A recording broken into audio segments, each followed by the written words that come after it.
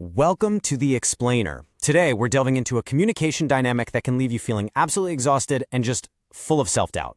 We're talking about the circular arguments, unpacking the manipulative tactics behind them, and exploring a really surprising link they have to gender. Okay, let's just dive right in. Have you ever been in a conversation that just feels like a hamster wheel?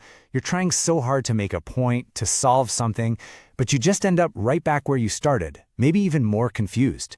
It's like a merry-go-round you just can't get off of. So you work up the nerve to say, hey, what you said hurt my feelings. But the response you get just completely dismisses your entire reality. All of a sudden, the issue isn't what they did, it's your reaction to what they did. Or how about this one? You bring up something really specific, something you know happened, a direct quote even, and you're met with a flat-out denial. It's a tactic that's literally designed to make you second-guess your own memory, to make you feel like you're going crazy. And then there's the classic flipperoo. The entire conversation shifts. Suddenly, their behavior, their words, their anger, somehow it's all because of something you did. And now you're on the defensive, completely lost from what you were even trying to talk about in the first place. If those phrases are sounding painfully familiar, you're not just having a bad argument. No, you are likely running into a specific set of manipulative tactics right out of a well-worn playbook. So let's break it down. First up, the big one, gaslighting. I'm sure you've heard the term. It's a deliberate, calculated attempt to erode your sense of reality. By denying things, twisting the facts, and blaming you for their behavior, the gaslighter's goal is to make you feel totally insecure and confused. This quote right here gets to the heart of gaslighting. See, it's not just about winning an argument. The deeper goal is to destabilize you, to make you so unsure of your own reality that you become dependent on their version of events. It's about control. All right, let's move on to the next tactic, which brings a third person into the dynamic. And look, this isn't about getting a neutral opinion. No way. This is about using another person like a pawn to keep you off balance.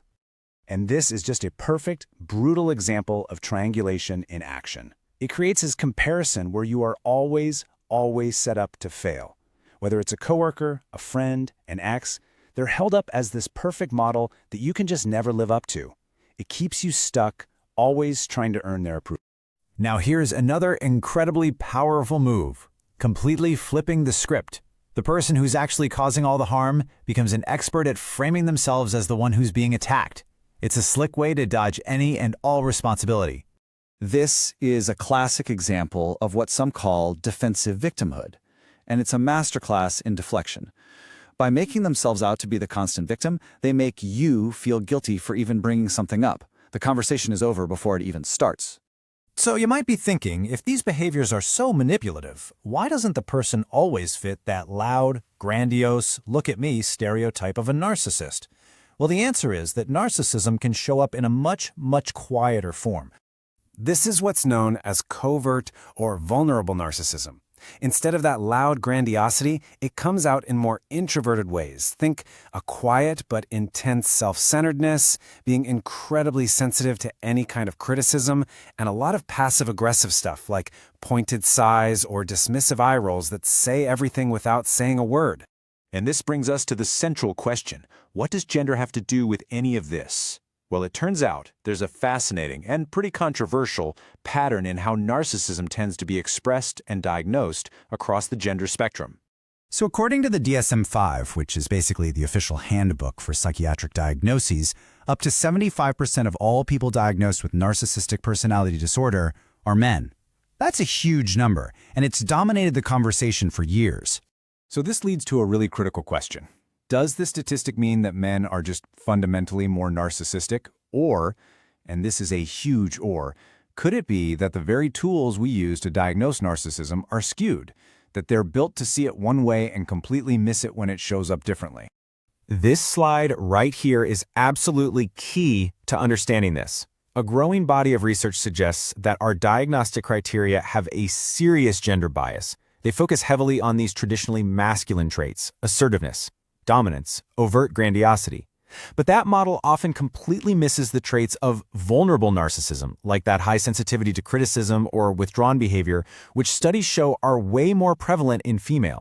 And look, this isn't just some academic theory. This has massive real-world consequences. A 2020 study by Green and colleagues found that not only did females score much higher on vulnerable narcissism, but that trait was the only significant predictor of psychological abuse they committed in a relationship. This suggests we may be completely misidentifying or just failing to see where significant harm is actually coming from. Okay, so understanding these dynamics, that's the first huge step toward taking your power back. But just knowing isn't enough. If you're caught in these cycles, what can you actually do to protect yourself and reclaim your own reality? Well, mental health experts lay out 5 really clear steps. First, you have to learn to spot and name the manipulation while it's happening. Second, set really clear, firm boundaries. Third, if those boundaries get trampled on, you have to be willing to limit or even cut contact. Fourth, and this is so important, you have to actively work to trust your own gut again. And finally, get support. Find friends, family, or a therapist who can validate what you're going through. Ultimately, the most powerful thing you can realize is this. You cannot change their behavior. You just can't. But what you can change, 100%, is your response. How you engage, how you protect yourself. That is where your power truly lies. And we're going to end with this thought. Recognizing this pretty profound gender bias in how we understand narcissism isn't just about one personality disorder. It really opens up a much bigger, much more important question. What other biases are built into our understanding of psychology, and what else about the human experience are we completely failing to see?